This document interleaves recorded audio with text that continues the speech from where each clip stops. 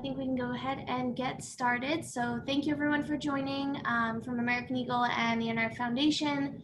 We're excited to have you for week 4. And today we are going to learn about responsive supply chain from Gap. So I'm going to go ahead and pass it over to Lumi.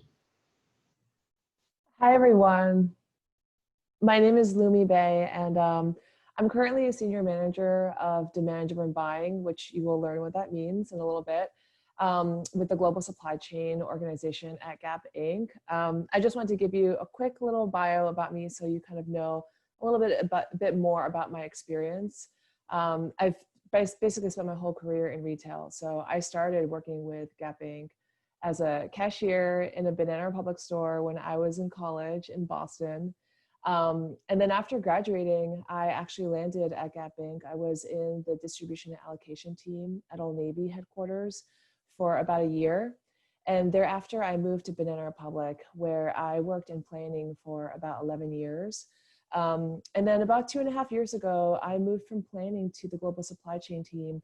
And really that move was predicated on my interest in getting to know the earlier end of the supply chain. So everything you're about to hear about in the next 45 minutes, I was really more interested in learning about how we manage our relationships with vendors and how product gets created and what kind of capabilities we set that product up on. And that's what I do now. So that's just a little brief intro on me, but let's get things kicked off right away. Let me just advance. And of course, it's being very slow.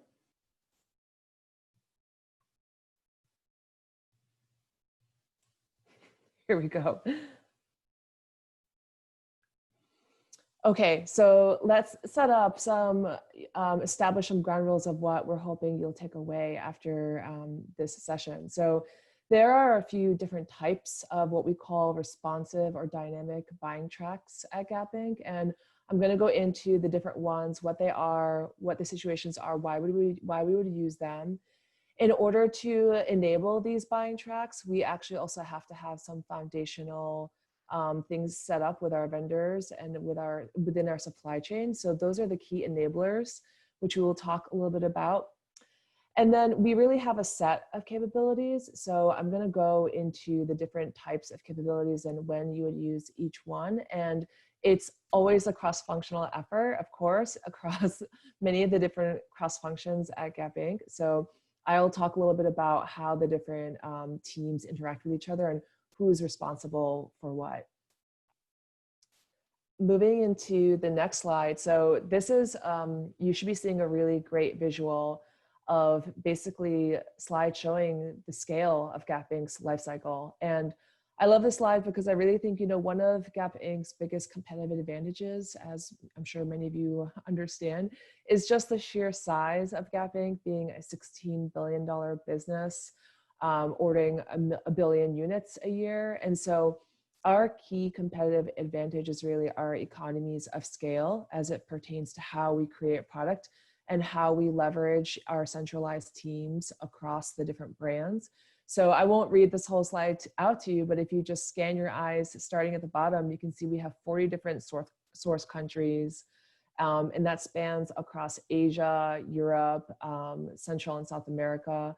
You can see as you move up the chevrons, we have 50 million online packages. We have 300 million pairs of Old Navy flip-flops produced since its inception, and going all the way up to the very top chevron, which is showing you media impressions that we have, which is over 600 billion.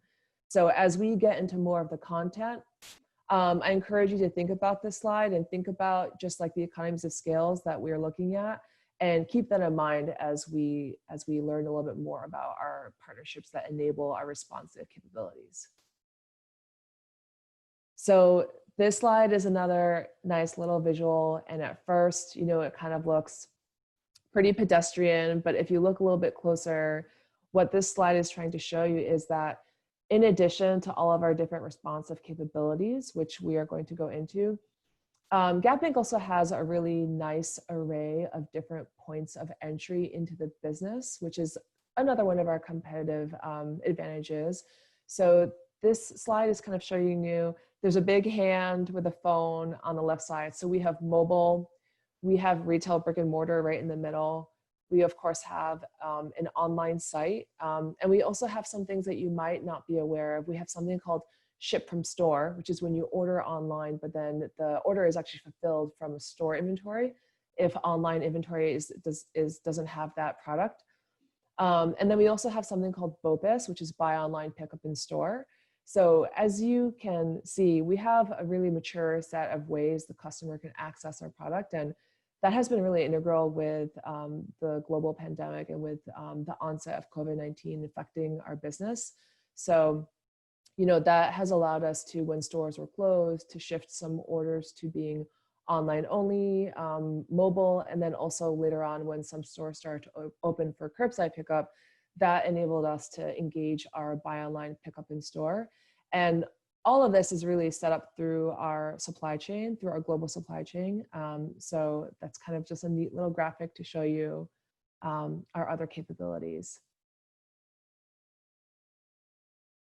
So this next slide is really getting into the heart of things. And you can see the title is Why Be Responsive, right? And you know, this slide should actually be titled Why shouldn't we be responsive? Or we can't afford not to be responsive, as I'm about to show you. And I'm just going to advance the graphics so you can see all of this. So as you will learn more as we go throughout the slides, setting up responsive buying tracks, which is just another way of how we speak to the different parts of the product assortment. This is really just a way for the company to leverage different things such as delayed decision-making, decreasing product lead times. So that means cutting down on the time it takes to get from the product to get from its actual purchase order inception to when the product lands in a distribution center and gets to stores. So we are cutting down on product lead times. We are increasing flexibility in our decisions by delaying our decisions, which you'll see more in some upcoming slides. And the synthesis of all, like the net result of all of that, if you just boil it down to layman's terms, is we're trying to use more information that we can get from customer behavior to inform our product decisions sooner, so that the decisions that we do make are closer to what a customer is actually wanting. So in other words, as opposed to buying something a year out, and then by the time that product gets to store, it's no longer what the customer wants anymore, you've missed the trend, that product will then, it will not be shopped by the customer, it'll have to go on promotion or sale or discount. Then that product inevitably will move to markdown, which is the final promotion a product gets before its end of life. And then sometimes you don't even sell a product when it's at markdown. So all of that leads to less margin dollars that you take home at the end of the day, right? And first and foremost, it leads to a disappointed customer, right? So on the green happy side of this like little balance, you can see that when you're able to leverage more data and information and customer behavior trend before the product is, before you've manufactured the product, you inevitably end up satisfying the customer more because you're actually giving them what they want. You have better service levels because you're able to provide the customer with exactly what they want in the quantity that they want. And so that leads to customers buying more of your product, not on discount. So since they like it, you can sell it without having to discount it. And that leads to better gross margin. So basically everything nets out in a more positive fashion for the customer and for the company as well, if you're able to be dynamic and if you're able to respond to what the customer needs are, react, pivot, and integrate that into your product. So that's kind of a nice little visual to show you that. And we are going to talk a little bit now, and we're going to pause a bit and talk about buying tracks. So this word, I'm just going to advance all of these tracks so that you can look at them while I speak to them. So we've been talking about responsive capabilities. So being able to react to customer demand and then incorporate that into the product, right? There's another term that I'm going to speak to, and it's kind of a Gap Inc. term. So we use this term buying tracks, and basically we are trying to categorize different products because they all have different end uses and they have different manufacturing considerations. So we came up with this term buying tracks to say these are the different ways that product can be booked with various lead times. And each buying track, which are represented in the different colors in that rainbow you see, each buying track has a unique set of flexibilities and constraints. And so I'll just kind of go through these briefly at a high level so you guys have an understanding as we go through the presentation. So we have things at the very top, and these products are going from longest lead time to shortest lead time. So at the top, if our average lead time is around 24 weeks, off-cycle products in pink are things that can have a longer lead time than 24 weeks. And so what we do is we try to take advantage of downtime at the factories and have things produced at an off-cycle time. And that is primarily a costing move for us. So it enables us to capture cost savings. And some examples of this product are like types of sweaters like merino can be an off-cycle buying track. And I came up with a food analogy to help to simplify this because I know we're throwing a lot of terms at you guys today, and some of these might be really foreign or unfamiliar to you. So I'm gonna go with a food analogy theme for today. So I hope there's some foodies in the audience. So I try to think of off-cycle as like, you're gonna go to Napa, but you're gonna go on a day when, so Napa is like where there's a lot of vineyards and places to drink wine. You're gonna go on a day when it's like raining, cats and dogs, and nobody wants to be outside, right? So that's a day when no one else would really want to be going to a nice place like Napa to sit outside and drink wine, but you don't care, you're willing to take the hit, you're willing to get wet because you know that it'll be easier to get into the vineyards, and maybe you will, maybe you will even get some discounts because they'll be desperate for customers. The next buying track is early. So this is still longer than a typical seasonal lead time. So early booked products are products that have manufacturing considerations or constraints such as suiting, which has a lot of construction and a lot of details. Suiting has fabrics that usually take longer to be sourced from the mills.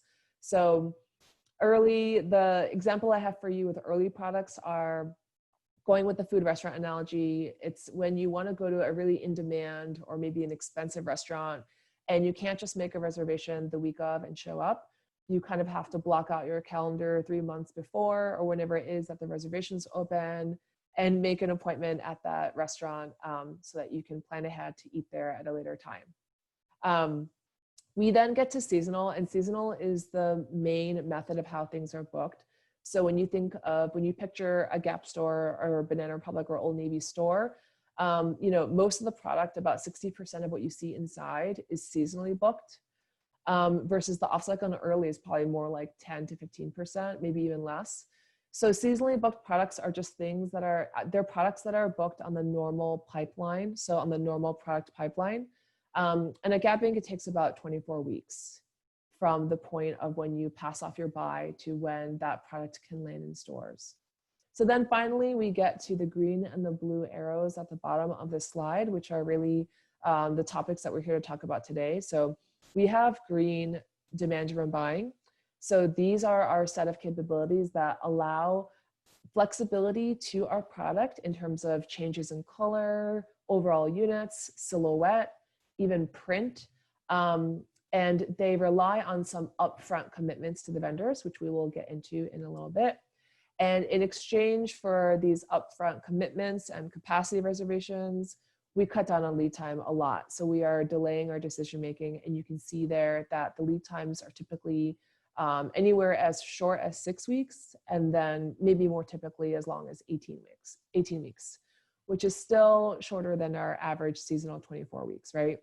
So if you think back to our balance slide that we just looked at before, we're making a decision closer to when the product hits the stores. We have more information from what the customer is buying, and we're able to integrate that. And so we're hopefully making more money and satisfying the customer. And then VMI and Blue it's a flavor of responsive capability. VMI stands for Vendor Managed Inventory, and it's an agreement between Gap Inc. and a vendor, and it's usually contractual. So usually you enter into a contract for at least a year. And we use VMI for our products that are very day in, day out. So basic essentials that you would carry in the store all year round and that you would expect, you would think that your customer would expect to find whenever they go into the store. And they would also want to be able to find their size every time.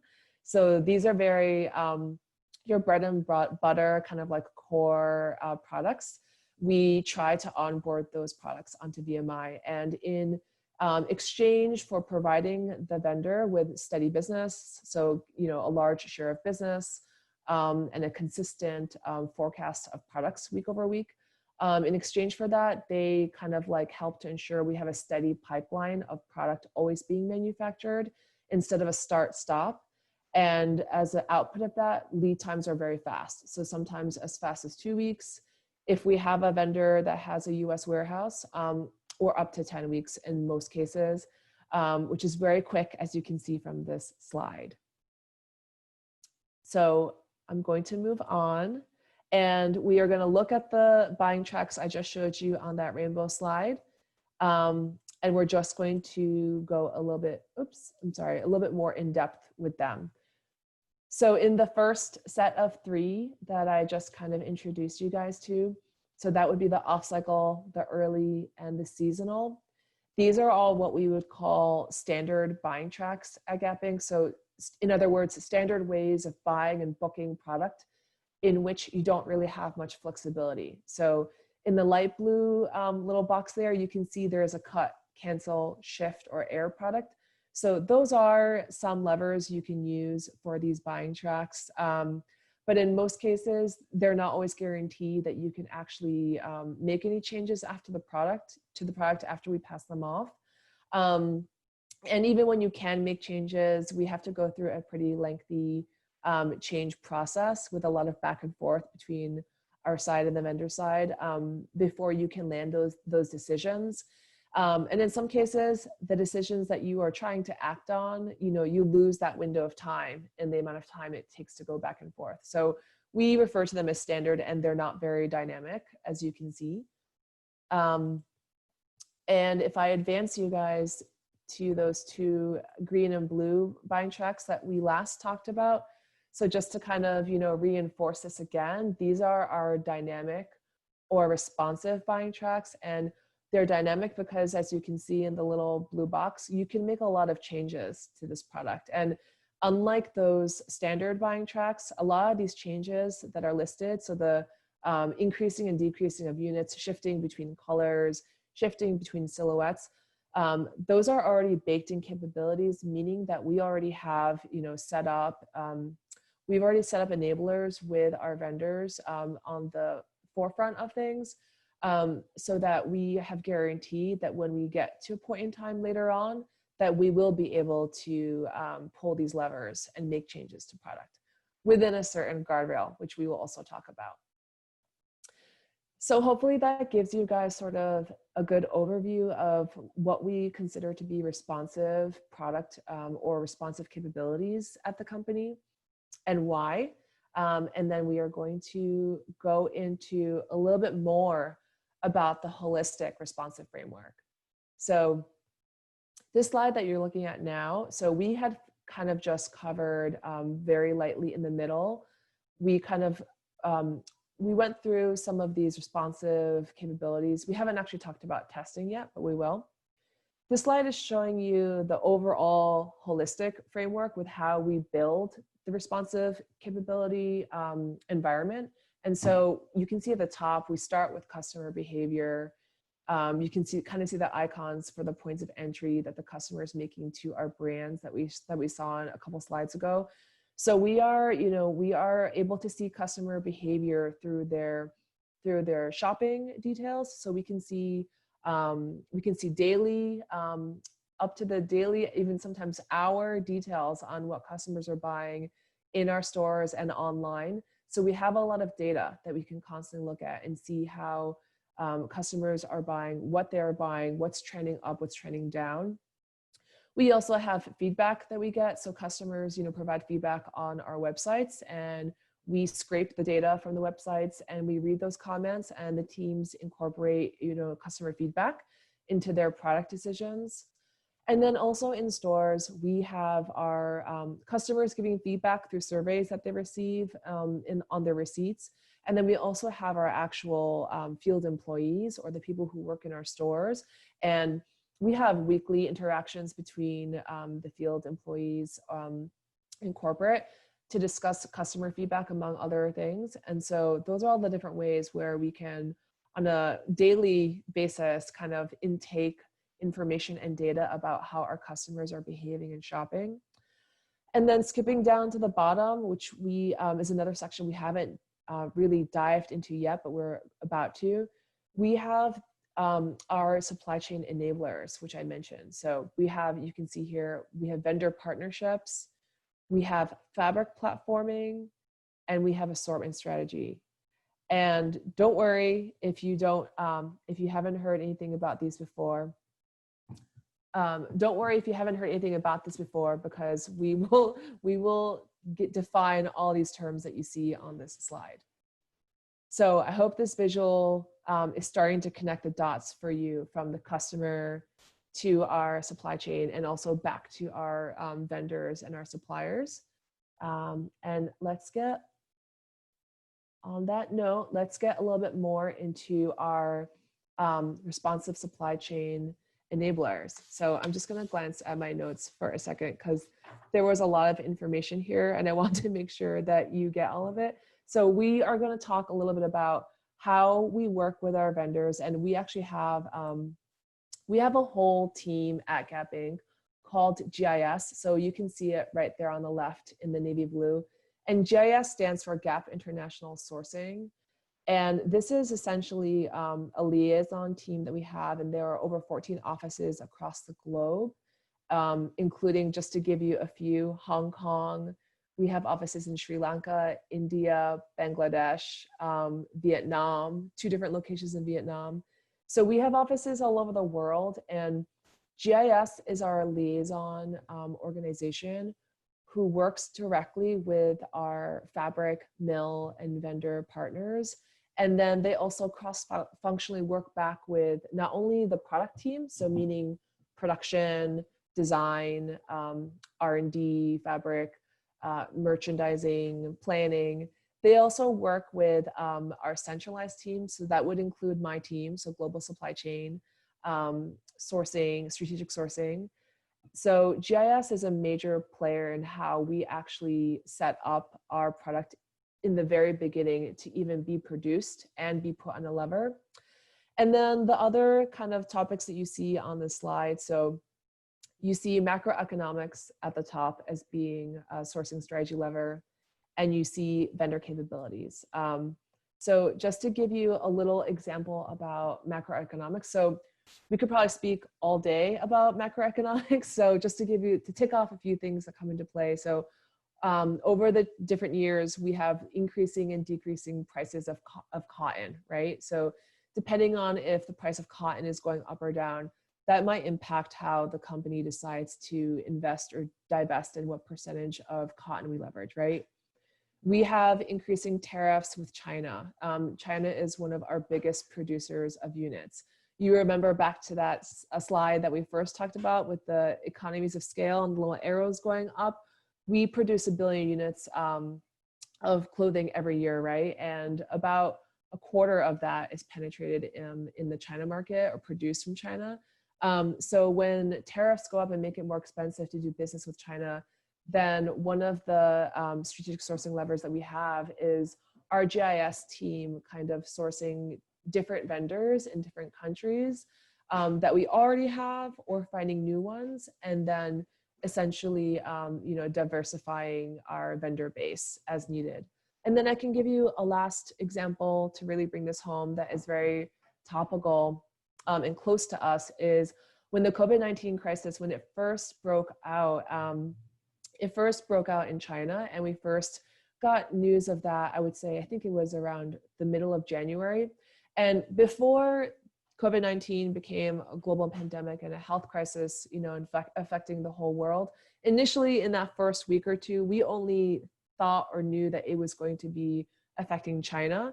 And so initially, there was going to be a supply shock. And when I say by supply shock is we had to figure out how we would get product made when, you know, we have a material amount of our product being produced in China, right? So at that point in time, January 2020, seems like years ago, we were looking to our other manufacturers in Central America, in India, just all of the South America. So even Vietnam and other Asian countries that were not impacted by COVID-19 yet. So that's another kind of example to show you what goes into play when you think about our different sourcing and strategy levers. And for vendor capabilities, just to touch on this lightly, we have, you know, dozens of vendors across Gap Inc. I think we probably have more than 30 or 40 different vendors, if not more, and they all have different capabilities. And so our GIS team, you know, they evaluate the capabilities every year, and they are looking for all sorts of things from, you know, how a vendor treats its employees, which is one of like the top imperatives for Gap Inc. We're looking at the sophistication and the technology of their factories and how they produce clothing, and, you know, what kinds of different, you know, advanced methods they can support. And that's just to name a couple. So there's a lot of information. This is probably a session all in of itself, but just to give you an overview as we go into some more topics. So I kind of touched on some of this, but I will make sure to cover all of the bullets. So our vendor partnerships, part of what is entailed with our vendor partnerships is at the very base of it, a relationship, right? So it's a mutualistic relationship between Gap Inc. and the vendor. We give them a huge amount of business, and then in return, they reserve a lot of capacity on their manufacturing lines for us, right? So as we're going to learn a little bit more, we have reserved vendor capacity, which allows us to basically delay our decision making and get into some faster lead times. So this is some new information for you. Another thing that our strategic vendor relationships allow for is they really allow for, I'm just going to look at a note real quick so I can read this out to you. So they allow for a few initiatives which we are hoping to make, you know, like lessen our footprint on the world and also help to increase the lives of the people who work for our vendors.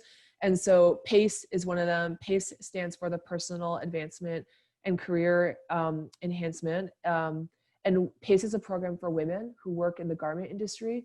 And so this is an initiative to supply these women with educational materials and resources with which they can hope to advance their situation and not just be a garment factory worker, but have management opportunities.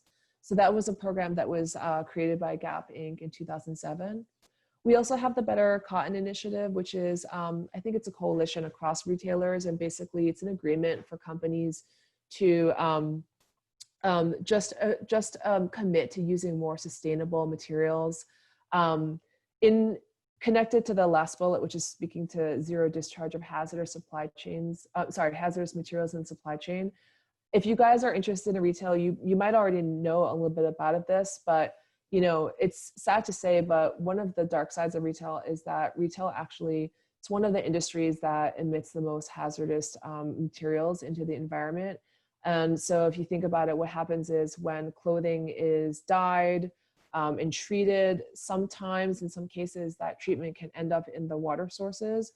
And so the zero discharge of hazardous materials is a commitment that Gap Inc. has made to completely eliminate hazardous chemicals being emitted into the environment, I believe for this year. So that's one of the things that's most important to us, is lessening our footprint on the world and making sure that we are producing product in an ethically and sustainable way. So hopefully that gives you a little bit better idea about what our partners are doing and what we're striving to do with sustainability. Shifting a little bit into fabric platforming. So fabric platforming is an enabler that allows us to, one, rationalize the amount of fabric that we're using, which then leads itself to big gapping basically being more efficient with our usage of materials, and then basically being more cost effective and having better flexibility. So that kind of sounds like a mouthful, but I can give you guys an example of what fabric platforming looks like. So I'll try to give you a couple examples. One example is if you guys have ever been into a Banana Republic store, which is the brand that I'm most familiar with. This might work for other brands, but when you go into a store and let's say you're in the women's section, and so you're in the women's section, you're looking at a sleeveless dress that's sort of a sheath silhouette, and it's made of a synthetic material. It's kind of thick, it's kind of stretchy, right? So then you then go into the pant section and you see that there's a pant that is made out of a similar material, but now the material isn't a pant. And then you walk along the store and you go to where the skirts are and you see that there is a skirt made out of the same material. Well, that's fabric platforming. And so we have a fabric that we call Sloan at Banana Republic, and it's a synthetic fabric, and it's thick in nature, it's stretchy, and it gets platformed. So it gets set up. We commit to a certain amount of yardage or units with the producer of that fabric, and which is called cabange. And so we commit to a certain amount of units, let's say 100,000 units. And then we say at a certain call date, we're going to decide how much of that fabric is going to turn into the dress, the pant, the skirt, or even a suit jacket, right? So you're using one fabric, but the fabric is serving multiple purposes. And of course, it doesn't always work out that way, right? You can't fabric platform every single fabric. It just wouldn't work out that way. First of all, it wouldn't be right for each different type of product. Also, if you think about our different brands or just any clothing store that you like, as a customer, when you go into a store, you expect to find different qualities of fabrics for different clothing types, right? You expect to find a different fabric for your maybe like your blazer or your t-shirt or your casual pant, right? So there needs to be a balance between the end use and being efficient. But when you can platform your fabric, it's highly productive. You can see right there, it decreases the overall cost for us. And then also we will talk about this a little bit later, but the more of your fabric that is platformed, it just makes it more flexible to use in different ways, which is probably kind of common sense for you guys.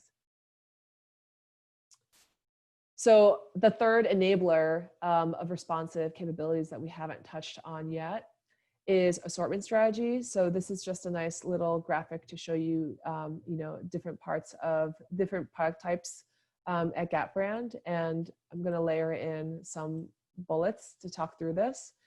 So what is an assortment strategy, right? An assortment strategy is the plan for your product. So it starts off, and it's primarily driven by merchandising, I would say, is the owner, but key cross-functional partners would be design, production, maybe even planning. And so it starts with defining what your strategy is going to be for your product category. And then once you have defined a strategy, then you create, so the strategy is probably longer term, it's 1 to 3 years. Once you have that 1 to 3 year long-term strategy or long range plan, we call it LRP, then you develop seasonal assortments against them. So 4 times a year, you're gonna have a capsule that comes in that is gonna ladder up to your product strategy. And then built in, interwoven into all of that are your responsive strategies. So just to give you an example, if you are a merchant at Old Navy, your product strategy for your category, which let's say your category is dresses.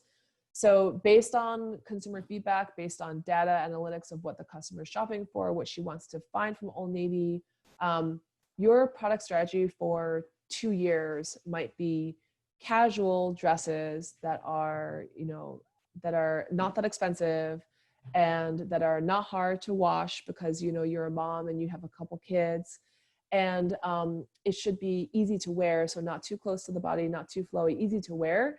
and dresses that you can transition, you know, potentially from your day job to being being a mother, being a wife, being a sister. So having multi-end uses, that might be the product strategy. And then the assortment would be every season working with your design partner, your production partner to create a line of, you know, 20 different dresses that fit that strategy. And then on the responsive end, you know, understanding that you might have one dress that has 10 different colors and you want to be able to flex, you know, the colors up or down, depending on whether the customer is liking, you know, cool tones versus warm tones, whether the customer is gravitating towards prints or florals or, you know, different patterns. And so if those dresses are positioned on a responsive capability such as demand-driven buying, then the vendor can start off with the initial fabric, which is when fabric is undyed, we call it grage. So we can make our initial grage placement with the vendor. And then at a certain point in time, at a decision point, once we have the data that we need, then we can say, okay, now you're going to dye X amount of this into pink versus blue versus yellow. And then at a later date, we're going to make a call on flowers versus polka dots versus stripes. So that's sort of a high level of what goes into the assortment strategy and what you need to know up front before you can even get into the nitty-gritty of the details. Okay. I'm going to pause here 1 second and take a sip of water. You guys are doing great, I can just tell. So just a few more definitions, and we have simplified this slide for you guys. It's actually supposed to be a lot more complicated, but we're just hoping to reinforce a few terms for you. So this slide is a funnel, and it's showing you that there are some upfront commitments on the left-hand side where you kind of see the handshake with the vendor. And so we've already touched on these topics, but you have upfront vendor capacity agreements with your vendors. And then there are some guardrails, which we have not talked about yet, but we will get to. And then after setting up your capacity, you have your actual trigger dates. And when I say trigger date, this is the date at which your team can actually make a shift in either unit or color or body. So that's kind of showing you the progression. This is another slide that's showing you the same information just in a different way. And maybe this slide is more helpful to some people. So this trigger date slide is showing you that trigger date, it's showing you in more depth what trigger dates are. And so it's where the cross-functional team is going to take action on all of the flexibilities that were pre-arranged with the vendors. So, and it does go in an order where once you pass a trigger, you can't make a change to one that happened before. So in this example here, you have product that, let's just say you have a t-shirt at Old Navy and it was on all 4 of these triggers: unit, color, body, and graphic. So you had an upfront commitment with the vendor that you were going to be on these triggers. You passed off your initial projections. You booked your product, but it hasn't actually been manufactured yet. And then now you're going to have a date where you can change the units up or down. There's a certain percentage threshold. Then you have a later date where you can change the colors, shift in and out of different colors, but keep your units whole. Then at a later date, you are going to be able to shift between different silhouettes or bodies, staying within the color units that you had defined at your color trigger. And then finally, the t-shirt is going to have, you know, a print of different rock bands on the front of it. So at that graphic trigger, your team will decide what amounts of which graphic you're going to use. So hopefully that gives you a good idea of how we progress through these delayed decisions. And then some of these, I think we've already kind of covered, so I will just kind of click through them quickly, but it'll just give you an opportunity to sort of like reinforce your understanding and learning about these terms. So we have vendor capacity. I think I've already talked about that it's a reservation with the vendor to make sure that they're holding some actual line or you know, machinery open at the right time for you. And it ensures that, you know, there's a seamless kind of basically seamless production of they're going to reserve this workforce and machinery for you. And then when the brand passes your units and when it's time, they can immediately jump to start production. So that's vendor capacity. We haven't talked about guardrails yet, but when we looked at our little funnel going up at our trigger dates, there was a little, icon around guardrails with units, right? And so what this means is, I think there is a little more graphic to show you. What this means is we have a lot of flexibility with our dynamic capabilities or responsive capabilities. But clearly the vendors have, they have other work going on all the time besides Gap Inc. Product, right? They have other retailers they work with. And it wouldn't be efficient for them to have to totally rejigger their manufacturing lines for our product all the time, right? So the vendors always want there to be a consistent workflow. And in their ideal world, they would have a very accurate consistent projection of units that we would never really deviate from. And the reason for that is because then they have to make less modifications to their setup. They can run more products, manufacture more products within a day, right? And so because of that, we do have guardrails with these dynamic capabilities that we have. So that means we can shift units, we can shift colors, but they have to be within like a threshold. So the first, like the real guardrail is around units, since units is clearly the bigger change when you think about changes between units, colors, bodies, things like that.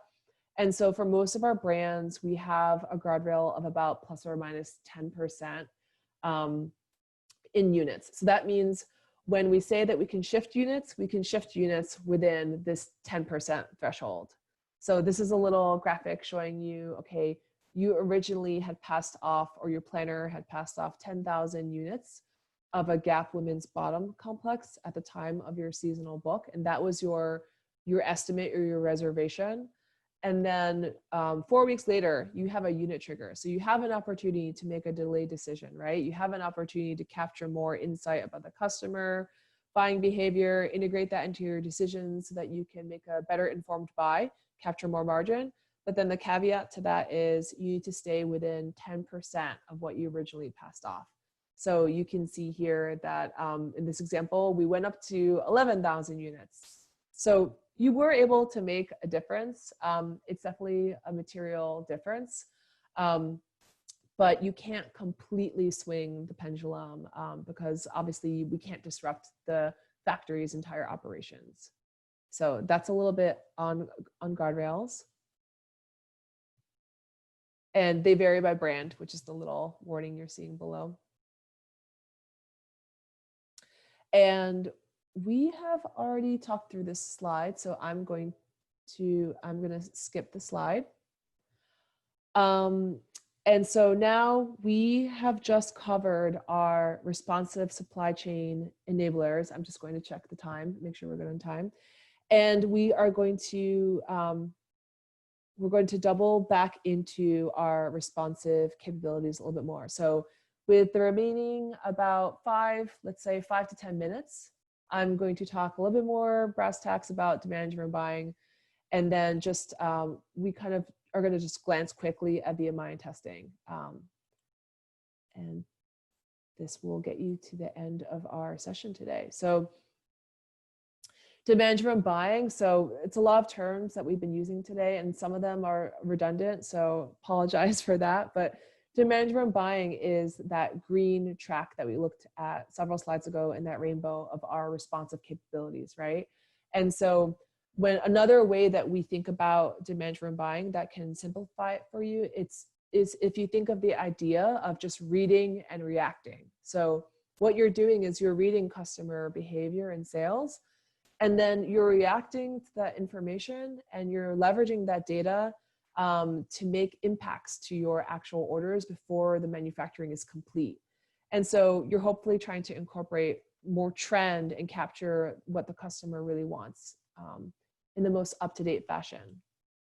And so we had kind of looked at this before, but a normal seasonal buying track at Gap Inc. is 24 weeks, as we mentioned. And When you're on a demand-driven buying lever or buying track, you decrease your lead time from 24 weeks to 6 to 18 weeks. So quite a bit, right? In some cases, you are actually having your lead time. I don't have a visual slide for you guys on VMI, but I will just talk to you guys a little bit about this. So vendor managed inventory, it's when compared to demand-driven buying, where we have estimates that we pass off to our vendors, and we have these sort of, let's call them informal agreements with our vendors of what we are planning to do for the season. So the vendors kind of have an idea of being able to reserve capacity and then plan for the production that comes later. VMI is a more formal contractual agreement between Gap Inc. and the vendor. And so it's best for product that's going to live, you know, at a minimum, I would say, of 2 years or more. So picture when you go into any one of our brands and you see maybe like a men's undershirt, you know, that comes in white and black and gray. It comes in a round neck and a V-neck. That kind of product is product that the customer expects to be in our stores all year round in their size with plenty of units, right? So that's a key candidate for being managed on VMI. And the advantage of being on VMI is, so for the vendor side, they are getting a commitment to a large amount of business, which is good for their business, right? And then on the Gap Inc. side, with VMI, we are constantly transmitting forecasts to our vendor. So we're allowing them to constantly sort of stage their manufacturing and stage, you know, the finishing of the products and then the shipping of the products to the US. And so with that consistent sort of like consistently staged production line, you enable having a very short lead time for the finished product. So once a product is finished, it's housed in our vendors' warehouses, whether that be abroad or in the US. And so we have ready-made product. And so when the allocation or planning teams send in their forecasts of their orders for goods, then the product is ready to go. And so that's why VMI actually has the fastest lead time of all of our capabilities. And then I have, I think, just enough time to talk to you guys a little bit about testing, which we haven't talked to. We didn't have a lot of time in this session to talk to this, unfortunately, but testing is really interesting. Testing is another responsive capability lever that Gap Inc. uses. It's part of our suite. However, if you think about it, and if you read through the slide as I talk, when something is being tested, it's not an entirely different type of product, right? It's still the same product that we manufacture. It doesn't have a different set of considerations for its manufacturing. Testings, you know, the importance of testing is more about getting a read on what the customer, you know, likes or doesn't like. And it's more about being able to, on a completely different pipeline or timeline from our regular product, be able to use the stores or online. So in stores, we have test and respond, where we produce small orders of product and we send it to our stores, and then we kind of read the results against a control store. But we also have CST, or crowdsourced testing, which is leveraged through online surveys. So that's where a customer would get a little survey online and they would answer some questions, and then that feedback would sort of serve as a test about certain types of product. So, you know, do you like a high heel shoe that has like a large base, or do you like a high heel shoe that has a skinny base, right? So testing is not a separate buying track in that it's not manufactured differently once you determine what your product is, but it is a way that allows us to read the customer, what the customer desire or insight or what the customer behavior is, and then translate that customer data. Then we funnel that into a buying track. So in other words, once you get a result from something that's tested, you can then organically feed that into being on a demand-driven lever, where something will be positioned to be able to shift colors or silhouettes later. And I think the last slide of this presentation, before we go to questions, if there are any, the last slide will hopefully kind of bring everything that I've talked about today kind of in one full circle. So this is going to kind of walk you through an example of all of the different responsive levers. So you have the strategic opportunity, right? So this is coming with, if you think back to the assortment strategy, you're the merchant and you have a plan for your product category, right? You're gonna relaunch a key driver and knit assortment because it's been 5 years since the knit drivers have been relaunched, and you've seen that American Eagle has eaten into our sales of knits, right? So that's your product strategy. And then you're going to use testing to test certain things about silhouette and fabrics. So you can see on the slide, we are going to compare the existing favorite tee. So that would be the existing knit driver. And then you're going to test, a couple of silhouettes of this new driver that you're hoping to relaunch with. You're going to then read the results of the test. And then in the last kind of section of the slide where it says take action, you're going to use the test results to then inform how much you're going to buy of the product, how long it's going to live for, how many stores it's going to be in, how many colors you're going to put it on. And then that's where demand-driven buying would come into play. So then now that you've landed the product, you are going to hopefully, leverage GIS as your cross-functional partner and position with the vendors this product on a demand-driven buying capability. This will give you the opportunity to, once you have initial sales, you'll be able to use your trigger dates and shift units within your 10% guardrail. You'll be able to shift color investments as you're seeing a customer buy one way or the other, and then even shift silhouettes. And then long-term, to bring this all the way around, long-term, now that this is your new key driver assortment and is planned to live for, another 2 to 5 years, you would probably look to onboard this onto VMI after a year or two once you have enough data so that you can kind of manage this in a more sustainable method. So I think that's the end of my presentation, and going to open it up to Q&A now. Thank you, Lumi. We do have quite a bit of questions for you. So what I can do is start off with one on the chat, and then we can try to get through all of them. So the first question is from Noor Bular. Sorry if I'm mispronouncing your name. I saw that Old Navy has started to sell masks due to the pandemic. Could you go into detail on how that process really worked to get the masks produced and then distributed? Yes, I can share very high level details because I do get high level updates as being a part of global supply chain, but full disclosure, I'm not a part of that actual working team. I think high level details, as soon as we knew that masks were going to be essential for everyone, we reached out to our vendors to first, see who is open and able to safely operate, which, that was the initial consideration. We wanted to make sure that we could use any kind of fabric that we already had at the vendors so as to cause like the least disruption and just to make it like the easiest. So a lot of the fabrics that you're seeing on oldnavy.com, a lot of those fabrics are fabrics that are either liability fabrics or fabrics that were probably going to be used for, product that had to kind of be switched over to making masks. And then I think there was the typical process a product goes through at Gap Inc., which is it goes through the design fit tech testing period. And then the vendors just started manufacturing them. And then we just, we had, I think, projections that were passed off on how much we would need. And, those were rejiggered once we, beat expectations. And, masks, I think they're relatively simple product in terms of its manufacturing, but the complexity was more about, what vendors are open and can operate and who is safe to do so, and how can we produce these in a way that is, going to consider the health of all of our employees.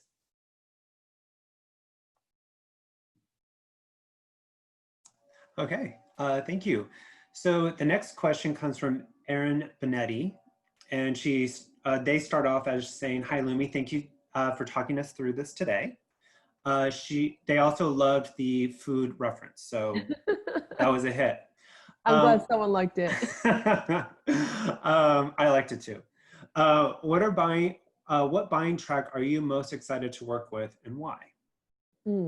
So my team works with demand-driven buying, and we didn't get into it because we wanted to stay high level for you guys, but it's actually really interesting. So a lot of my job is talking to the different brands. So liaisoning with all the different brands and staying on top of, you know, what their assortment is each season, what their priorities are, what their assortment strategy is, right? Their long range plan. And then kind of liaising back to GIS, and then making sure that like all the, you know, pieces are being tied together in one holistic, you know, kind of tapestry of responsiveness. So I find that very exciting and interesting because I like to problem solve. And as you guys heard from me, I have a long background in planning and inventory management. So kind of like being able to bring the business, which is what we call the brand business side, and connect that to like the vendor GIS side.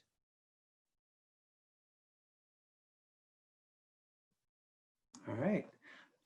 So next question, Shakar Rahman is asking about customer demand patterns to buying products. So does Gap also encourage stock transfer between distribution centers or stores based on demand patterns?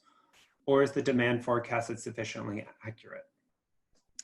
Yeah, so I could probably go a few different ways with your question. I'll try to keep it simple. So some of our brands are omni-channel. So Athleta is actually omni-channel, meaning that they have a distribution center which supports their site and their retail stores. But the other brands are not omni-channel for the most part. So what that means is a lot of our transfers, which I think you were asking about, sometimes I would say the majority of our transfers would be from the distribution centers that support the retail stores to the distribution center that supports our online channel. So that is something that happens all the time. It's kind of expensive and it's a lot of work, so we don't like to do that. And so to your point, you know, it helps to have an accurate forecast. That said, the online space is still relatively nascent at a lot of our brands. So when you are a planner, you know, predicting sales for the online channel, you don't have consistent history. Your history kind of looks like this. So it's really easy to get it wrong, and sometimes transfers do need to happen. Thank you. Our next question is from Anonymous. In regards to the assortment strategy, how does supply chain partner with the merchandising team? That's a great question. So it evolves, you know, and it's different by brand. So we have more contact with some of the brands versus others.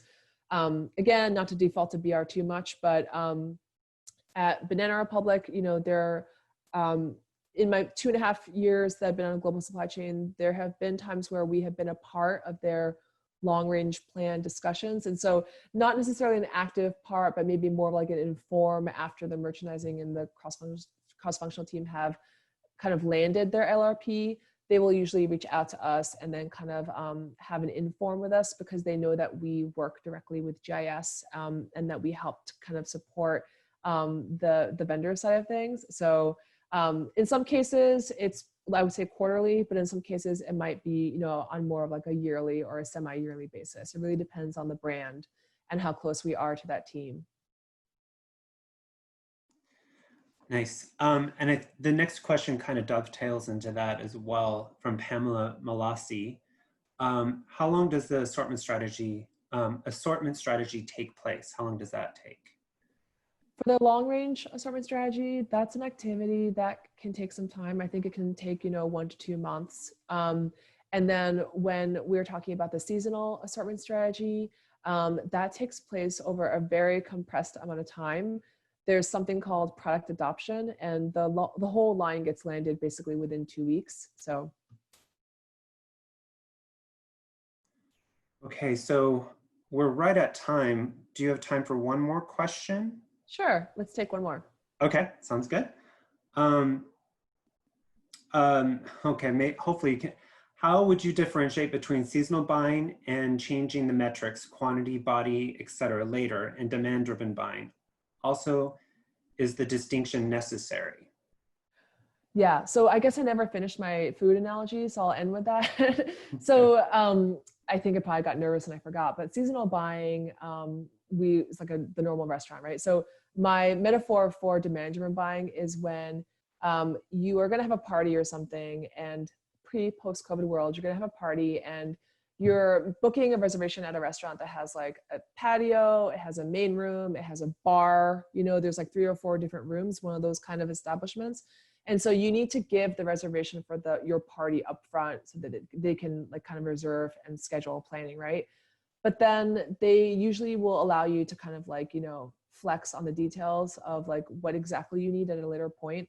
So that's sort of like demand driven buying. Seasonal buying is really just one and done when you pass off your buy. So there really isn't any flexibility. And even though we spoke to cuts, shifts, air, a lot of times you can't make any changes to the product. So you should just consider a seasonal buying as being one and done. And then the reason why we make the distinction is because responsive capability, products that are on responsive capabilities, they really do have some amount of responsiveness, even though they are in, you know, within a guardrail. But there is an amount of flexibility and responsiveness, which is important, and it makes a difference to the bottom line. So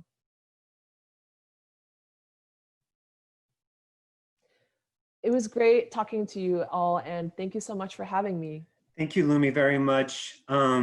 And I just wanted to also let people on the call know that I put my email in the chat. So Ben Moling, Ben_Moling at gap.com. If you have any more questions, feel free to shoot me an email and I can pass those along to whomever can answer. So thank you.